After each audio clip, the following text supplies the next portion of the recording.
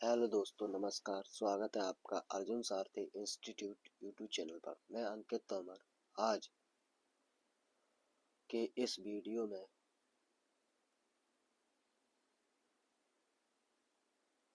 26 जनवरी 2025 के current affairs top 5 question लेकर आया हूँ, जिसमें आपको क्वेश्चन के साथ स्टैटिक जीके भी बताया जाएगा। इस करंट अफेयर में मैं SSC GD group D, NTPC और एमपी टेट को टारगेट कर रहा हूँ। इसके अलावा अन्य सभी प्रतियोगी परीक्षाओं के लिए महत्वपूर्ण होगी। इस वीडियो में हम जानेंगे करंट अफेयर्स, स्टैटिक जीके के साथ कनेक्शन के साथ एमसीक्यू बेस्ड क्वेश्चन, ताकि आप एग्जाम के पैटर्न को अच्छे से समझ सकें।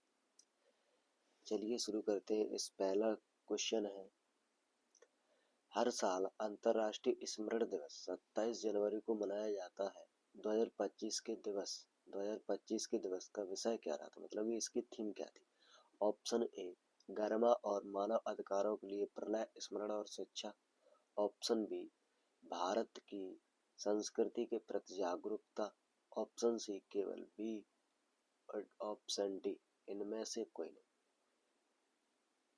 सोचिए और आंसर कमेंट बॉक्स में दीजिएगा।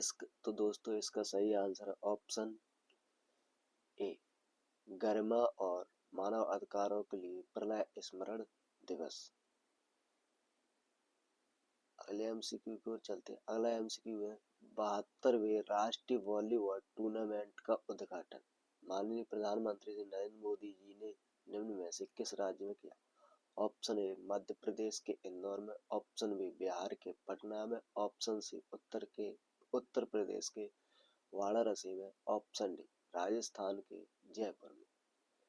सोचिए और इसका आंसर कमेंट बॉक्स में जरूर बताना। इसका सही आंसर है दोस्तों ऑप्शन सी, उत्तर प्रदेश के वाराणसी। अब हम इससे जुड़े कुछ स्टैटिक फैक्ट और इस पूरी खबर को पढ़ेंगे।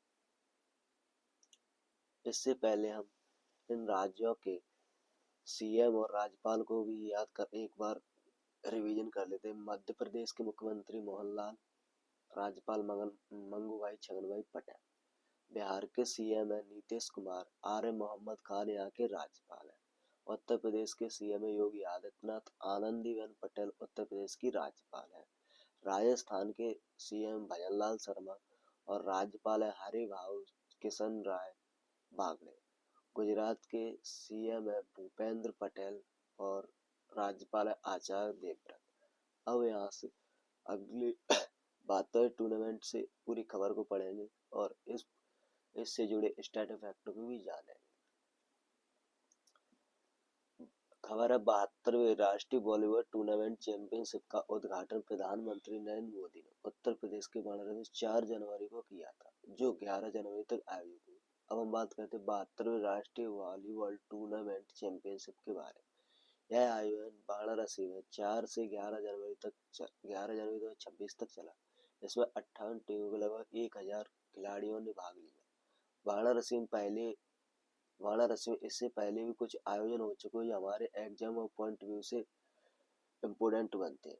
G20 की बैठक कहाँ हुई थी? वाराणसी में हुई थी। काशी तमिल संगमम और काशी तेलुगु संगम जैसे सांस्कृतिक उत्सव भी वाराणसी में हुई थी। प्रवासी भारतीय सम्मेलन भी वाराणसी में हुआ था। एससीओ की जो सांस्कृतिक राजधानी वो कौन सी है? वाराणसी है। अब हम उत्तर प्रदेश के बारे में कुछ जानते हैं। इसकी स्थापना 24 जनवरी 1950 को हुई थी। इसकी राजधानी लखनऊ है और लखनऊ किस नदी के किनारे बसा है? वो है गोमती। उत्तर प्रदेश की भाषा कौन सी है? हिंदी।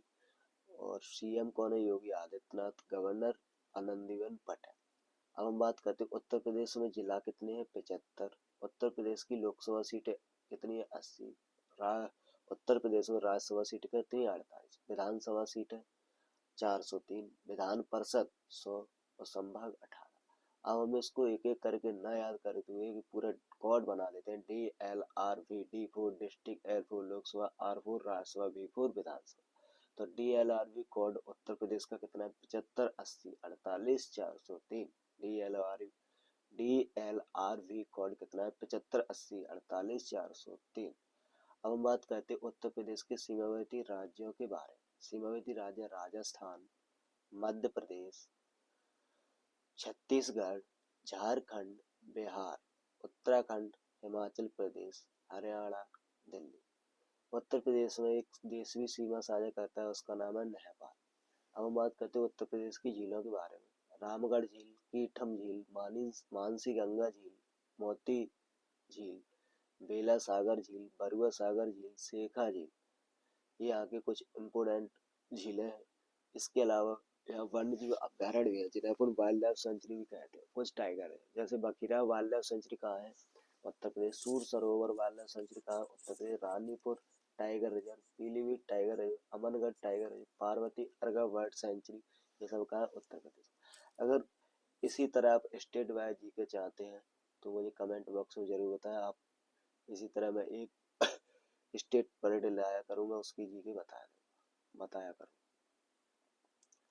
अगर वीडियो अच्छी लगे तो चैनल को सब्सक्राइब करिए। अर्जुन सारथी institute.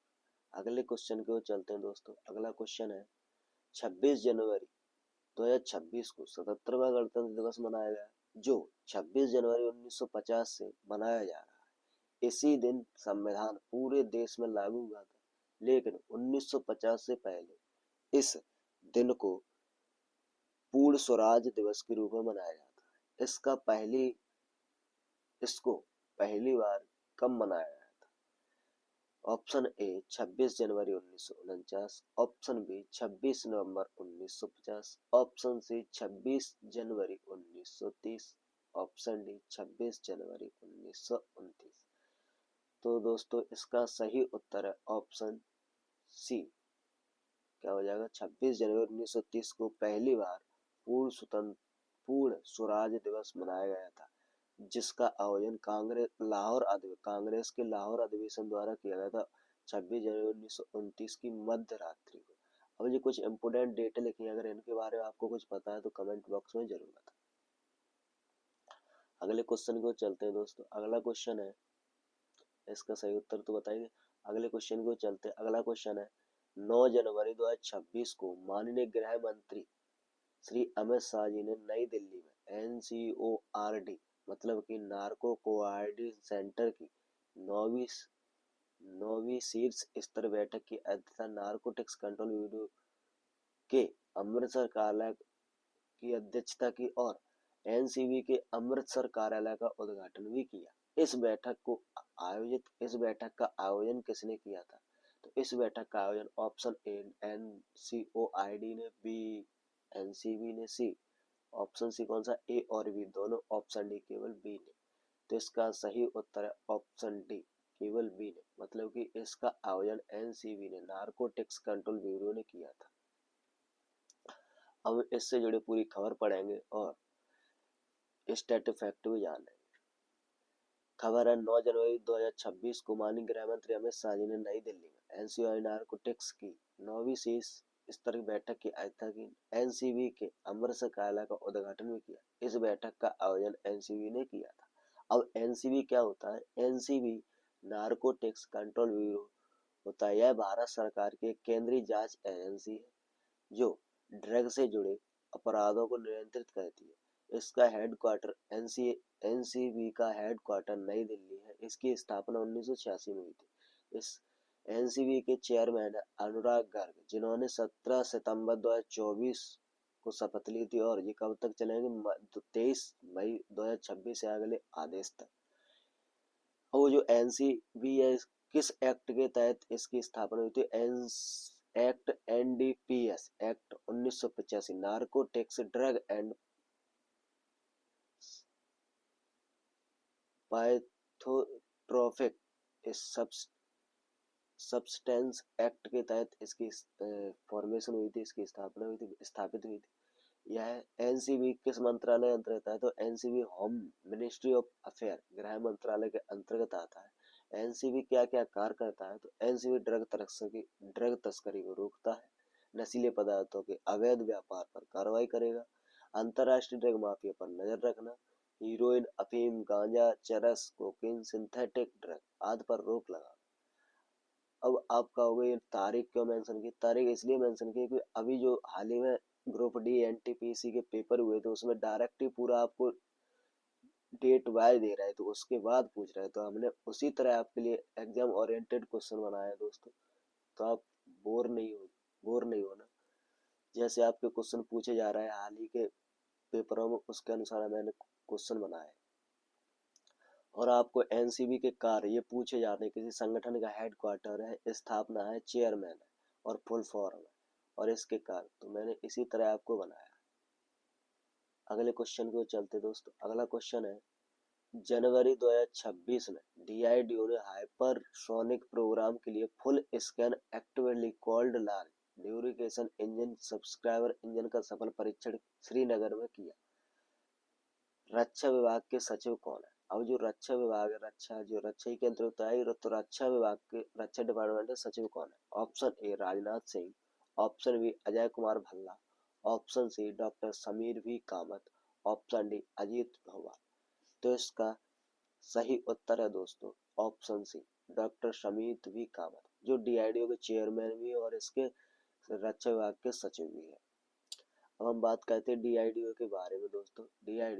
DRDO defence research development, DRDO full form का डिफेंस रिसर्च डेवलपमेंट ऑर्गेनाइजेशन, रक्षा अनुसंधान विकास, इसका हेडक्वार्टर नई दिल्ली में है।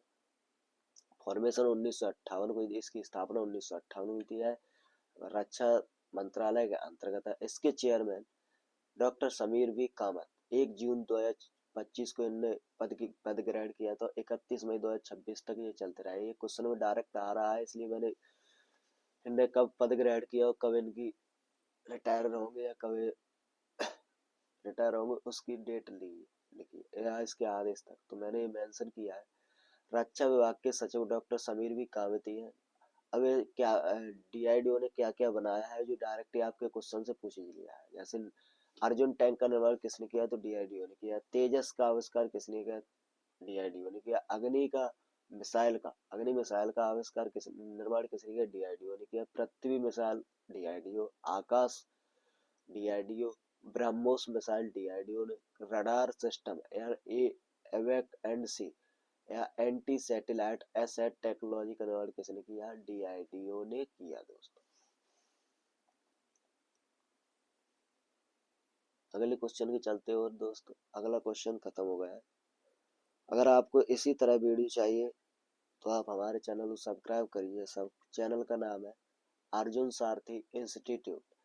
इसी नाम से मेरा, यदि आप इस पूरी वीडियो की पीडीएफ चाहते हो तो हमारे टेलीग्राम चैनल है अर्जुन सारथी इंस्टीट्यूट के नाम से, उसे ज्वाइन करें और अपनी पीडीएफ प्राप्त करें। अगर आप भी SSC GD, railway, MP exam या एमपी टेट की तैयारी कर रहे हैं तो यह चैनल आपके लिए बहुत ही फायदेमंद होगा। इसलिए वीडियो पसंद आए तो लाइक जरूर करें, शेयर करें, सब्सक्राइब करें और वीडियो को अपने दोस्तों के पास जरूर भेजें। धन्यवाद दोस्तों। ये क्वेश्चन है आप कल के लिए, आप आज में पूछे, जनवरी 2026 में मनाए जाने वाले प्रवासी भारतीय दिवस पर देश के वर्तमान प्रधानमंत्री जी ने देश के बाहर रहने वाले नागरिकों को शुभकामनाएं दी। यह कब मनाया जाता है? तो इसके ऑप्शन है, ऑप्शन ए 6 जनवरी 2026, ऑप्शन बी 4 जनवरी 2026, ऑप्शन सी 9 जनवरी 2026, ऑप्शन डी 10 जनवरी 2026। इसका आंसर आपको कमेंट बॉक्स में बताना है, कल आपको इसका आंसर मिल जाए। धन्यवाद दोस्तों।